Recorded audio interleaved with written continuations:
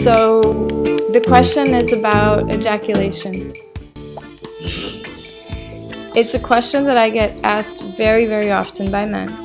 And the first thing that I always ask a man is, how do you feel after you ejaculate? Do you feel rejuvenated? Do you feel like you have a lot of energy? Or do you feel tired, sleepy, and like you've been drained?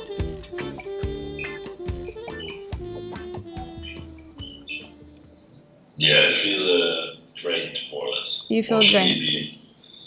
So Feels like most men. exactly. So there is no right or wrong. There's just understanding the mechanics and what happens to you when you ejaculate. So all men will always communicate that they feel more tired after they've ejaculated.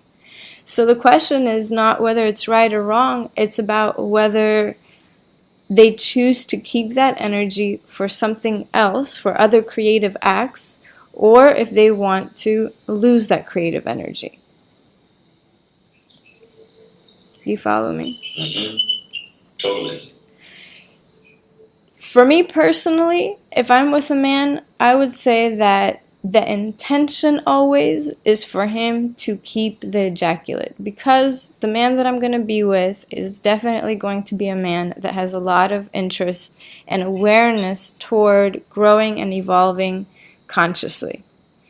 So his intention is going to be on, how do I retain this energy? How do I keep this energy so that I can really use it for other creative acts? Now, are there times when he may want to ejaculate and have that experience as well? Or are there times when the body goes too far close to the edge and he ejaculates? Sure, there's nothing wrong with that.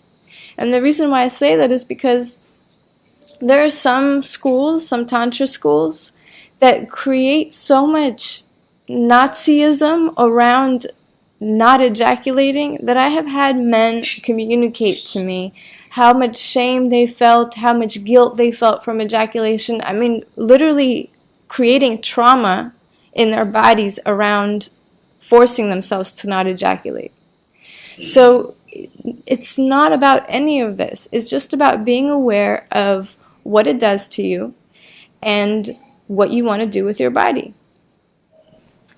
So for me, I think that all men should definitely have the intention of keeping the energy. And the reason why I say that is because in order for you to really have a high level of awareness, to be able to perceive reality in a more truthful way beyond our false perception of things, you need to have a high level of energy that you carry in the body. In order to have that high level of energy, you need to learn how to accumulate energy and not be draining and leaking energy throughout your life. Now, that drainage and leakage could happen in so many different ways, like lifestyle habits, thought patterns, emotional patterns. So it's looking at all the different areas of your life where you can stop leaking energy to keep more of it. And one of those will be through ejaculation. So again, for me, it's having the intention to not ejaculate. However, refrain from ever, with any aspect of your life, with any category of your life, to punish yourself for things and make life be black and white all the time. You follow what I'm saying?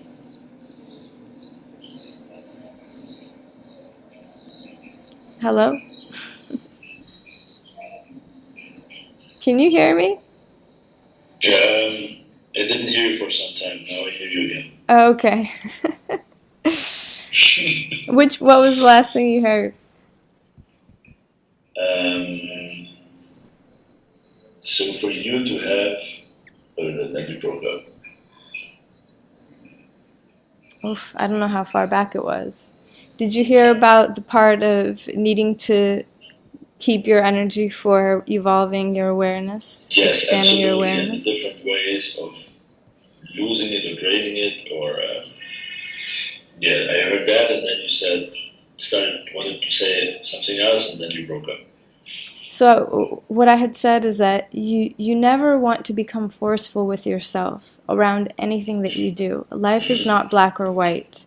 It's about understanding and having your awareness and intention in where you want to move and go forward in. So if your intention and where you want to move forward in is in your expansion and evolving as a human being, as a consciousness, as an awareness, then you're going to want to accumulate more energy and leak and let go of the least amount of energy.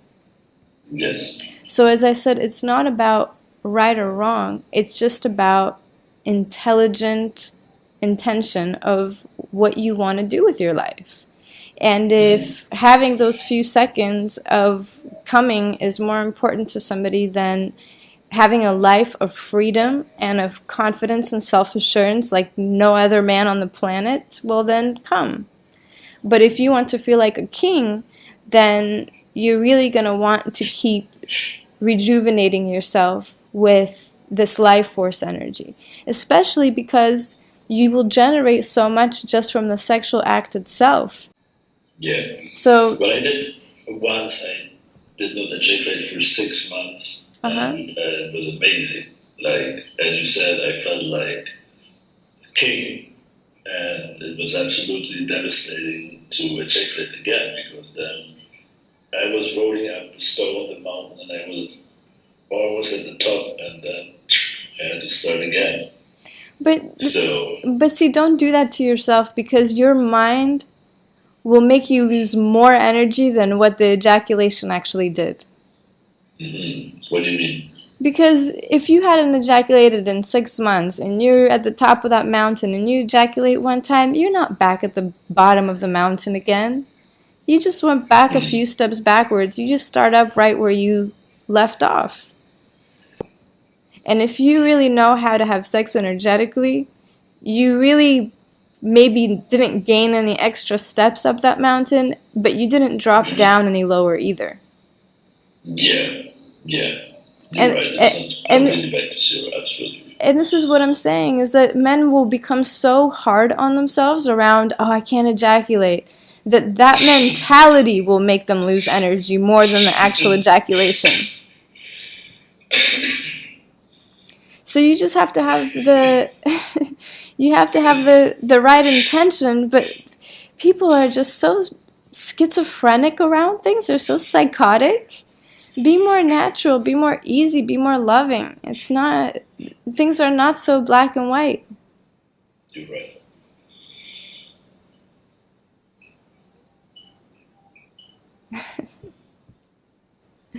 Did that answer your question? Yeah, it did. So in your experience, how like your boyfriend, for example, what is the cycle that he ejaculates, or just to have an idea? But that's an interesting question too, because again, it's creating a comparison, right? So even that will make you get a black or white in your mind around what's right or wrong.